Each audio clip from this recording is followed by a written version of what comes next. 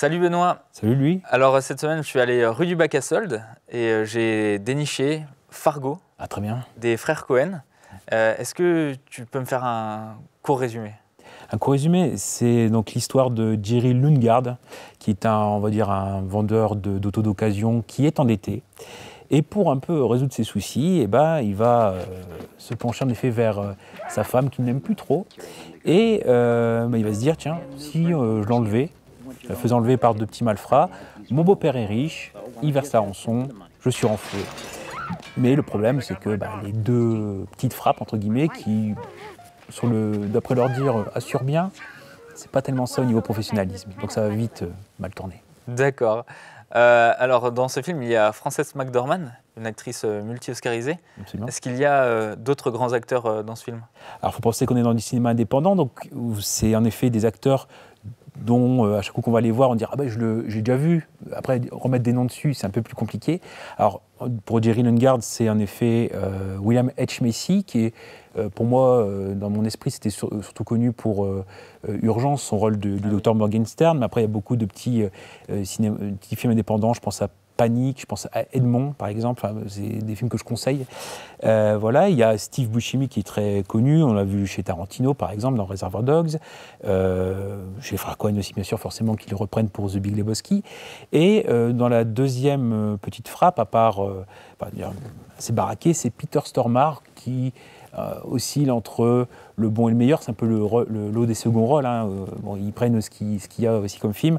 Donc en effet, on le retrouve par exemple chez Lars von Trier pour Dancer in the Dark, chez Michael Bay pour Transformers, pour Armageddon. Bon, voilà. Mais on a ce quatuor. Voilà. Super, merci. Est-ce qu'il y a une scène marquante dans ce film? Une scène qui annonce tout. De toute façon, là, je ne spoil rien, puisqu'on est, on va dire, à 18 minutes de film, je crois, d'après ce que j'ai pu voir ce matin en revoyant le film. C'est la scène, tout simplement, de l'enlèvement. Et l'enlèvement de la femme de Jerry. Et tout de suite, on sait que ça va pas aller. Parce que le professionnalisme, en effet, pour quelque chose qui doit durer très peu de temps, très peu de secondes, finalement, on est sur 5 minutes où, finalement, ils sont cagoulés, ça traîne en longueur. Enfin bon, bref, on sait vraiment que ça va mal se poursuivre. Pas des professionnels. Pas. Est-ce que tu as une anecdote sur ce film? Sur ce film, c'est sur la motivation de son acteur principal, William H. Macy, qui avait passé les essais voilà, pour avoir le rôle. Et finalement, les frères Cohen mettent du temps à le rappeler, voire je ne sais même pas si c'était dans leur intention. Et en fait, il voulait tellement ce rôle qu'il est allé les voir à New York, où se trouvaient les studios des frères Cohen. Il rentre dans leur bureau.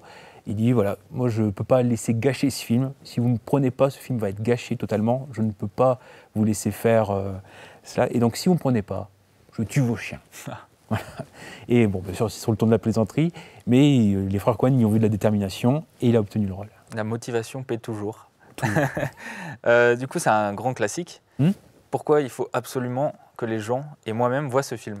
Alors, c'est pour tout l'héritage aussi qu'il y a eu, hein, le cinéma, il y a déjà le cinéma indépendant, le fait que c'est aussi un film qui est multi-oscarisé, puisqu'il y a eu le prix de la meilleure réalisation, le prix de la meilleure actrice pour Frances McDormand, qui depuis en a eu d'autres, hein, pour Three Billboards et pour No Man's Land, par exemple, et aussi parce que il y a en effet la série qui est arrivée au milieu des années 2010, qui aujourd'hui est à sa 4e saison, alors qui maintient le même univers, même si c'est pas une suite directe, et puis même chaque saison, c'est une histoire indépendante. Hi. No. What do you mean, no? Whatever you're selling, I ain't buying. Listen, there's 2 ways this can go. Is one of them the hard way? Easy. You know what? Now scram before I call the cops! Oh, crap. Il y a quand même un des plus grands bijoux, entre guillemets, du cinéma indépendant et qui a été beaucoup copié, égalé. C'est notre histoire. Toi aussi, il me semble que tu es allé rue du Bac à Soldes.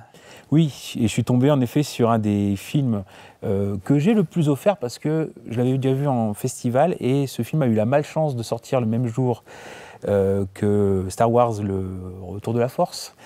Et donc en effet, ce film, c'est Le Goût des merveilles d'Éric Bénard de 2015 avec Virginie Efira et Benjamin Laverne, qui raconte en gros l'histoire de Louise, donc Virginie Efira, qui est une apicultrice du sud de la France, qui a du mal un petit peu à joindre les deux bouts, qui a 2 enfants qu'elle élève seule, et qui, en revenant du marché avec sa voiture, manque d'écraser en effet Pierre, joué par Benjamin Laverne, qui était alors dans son premier rôle, c'est pour ça aussi que c'est important, et qui en effet s'avère être autiste, Asperger, et en le recueillant, pour des dommages en effet d'accident, finalement son séjour s'attarde et il va complètement changer la vie de la famille. Et pour moi, c'est un film important parce qu'on est en 2015 et 2015 pour moi, c'est une année de tournant au niveau de la carrière de Virginie Efira, qui jusque-là était dans les rôles de faire-valoir et qui là prend un premier rôle plus sérieux, plus important. Et en fait, tous les films qui vont découler à la suite, je pense à sa participation dans Elle, de Verhoeven, etc. Puis maintenant, Benedetta, mais il y a plein d'autres films, bien sûr. Pour moi, c'est un film tournant et c'est un film coup de cœur. Et c'est dommage qu'il ait été passé sous silence. Si je peux remettre en avant, c'est avec plaisir. Eh bien, ça marche. Je le verrai ce soir, du coup. Et je ne regarderai pas Star Wars cette fois-ci. Je vais aussi regarder, du coup, Fargo. Et merci beaucoup pour toutes les informations. Avec plaisir. Et on se retrouve prochainement pour de nouvelles trouvailles.